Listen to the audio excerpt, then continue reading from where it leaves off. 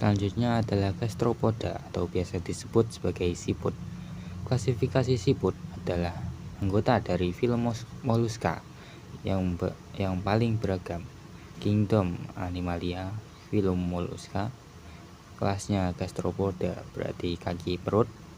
Ordonya Stylomatophora. Famili Acatinidae. Genusnya Lysacatina. Spesies Lysacatina fulica. Morfologi tubuh siput lunak, berlendir, dan dilindungi oleh cangkang keras yang terbuat dari kalsium karbonat. Kulitnya lembab dan seringkali terlihat berkerut. Kepala dan mata terletak di ujung sepasang tentakel panjang, hanya bisa mendeteksi intensitas cahaya. Telinga siput tidak memiliki telinga atau pendengaran, mereka mengandalkan getaran. Hidung siput tidak memiliki hidung formal. Fungsi penciuman dilakukan oleh tentakel pendek yang berada di tentakel bawah. Selanjutnya adalah fisiologi. Gerak siput bergerak dengan gelombang kontraksi otot pada kaki perut. Lendir berfungsi mengurangi gesekan agar tubuh lunak serta mereka tidak terluka saat melewati permukaan kasar. Makanan dan pencernaan siput yaitu herbivora atau detritivora. Rotula menggunakan untuk memarut daun atau tumbuhan. Selanjutnya, indera siput sangat bergantung pada indera peraba dan penciuman melalui tentakelnya. Penglihatannya sangat terbatas. Reproduksi siput adalah hermafrodit. Selanjutnya adalah peranan siput. Yang pertama, sebagai peliharaan. Beberapa jenis siput hias atau bekicot dipelihara sebagai hobi karena perawatannya yang mudah. Yang kedua, penyimbangan ekosistem. Siput berperan sebagai konsumen yang mengontrol populasi tanaman tertentu.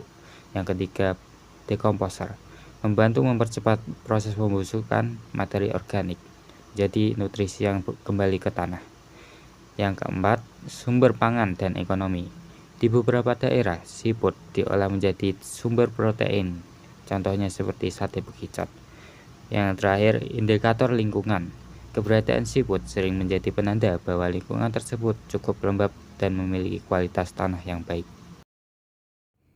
Untuk klasifikasinya, kucing berasal dari Kingdom Animalia, dari filum Chordata, dari kelas Mammalia, dari ordo Carnivora, dari famili Felidae, dari genus Felis, dan dari spesies Catus.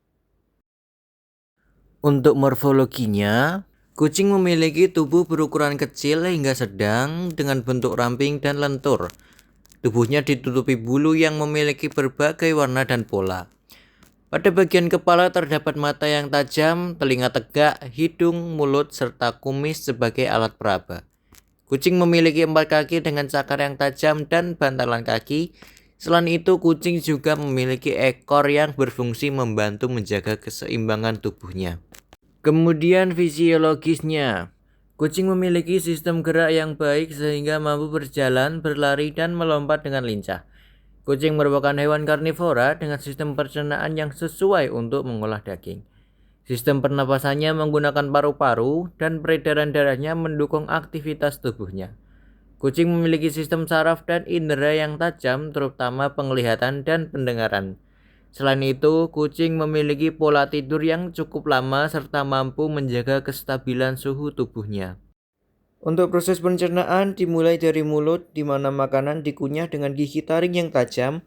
Makanan kemudian masuk ke kerongkongan menuju lambung untuk dicerna.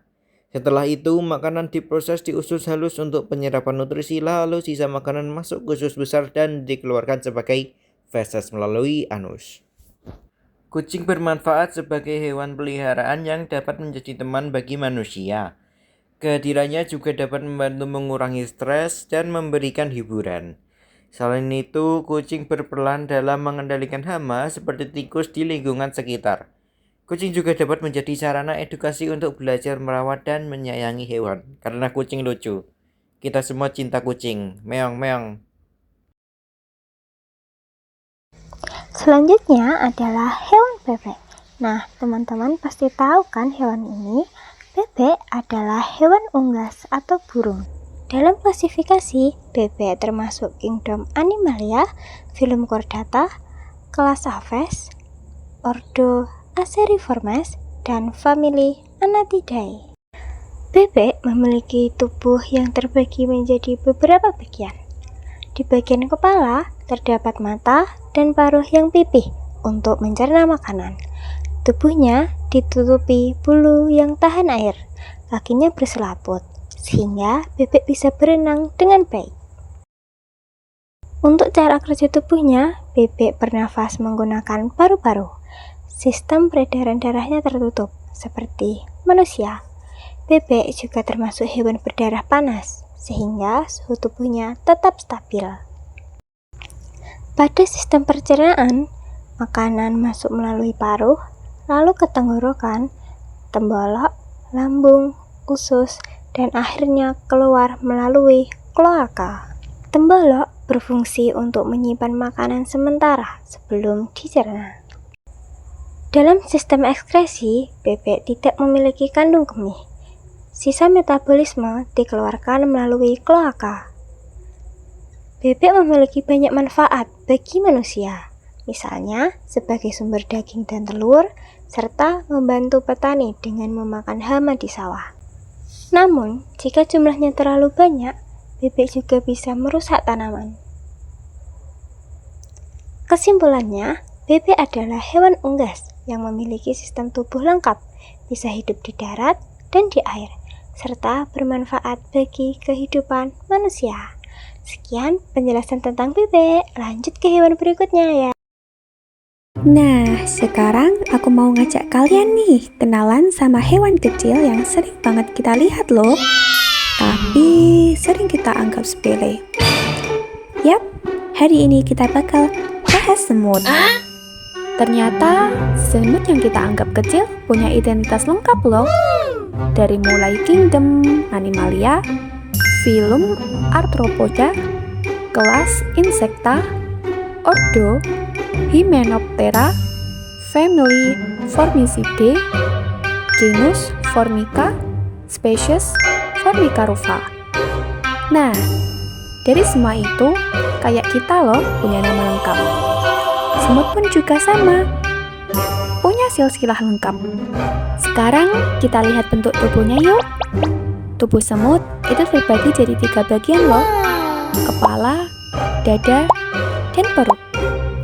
Di bagian kepala, semut punya mata buat melihat gerakan, antena buat komunikasi dan mencium bau, dan juga mulut yang kuat banget loh buat menggigit. Uniknya, semut nggak punya telinga, tapi dia bisa merasakan getaran. Kakinya pun ada 6, dan di ujungnya ada cakar kecil biar bisa mencengkram. Ternyata semut juga gak punya bulu loh kayak kucing, tapi punya rambut halus. Dan dia gak punya ekor, tapi beberapa jenis punya sengat. Yuk sekarang kita bahas cara hidupnya. Semut bergerak dengan 6 kaki dan kuat banget loh. Bahkan bisa angkat beban yang lebih berat dari tubuhnya. Oh yeah. Nah, untuk makan, semut itu omnivora, jadi makan tumbuhan dan hewan kecil. Sistem pencernaannya pun lengkap, dari mulut sampai anus. Yang keren banget, ternyata semut bisa berbagi makanan dengan temannya loh.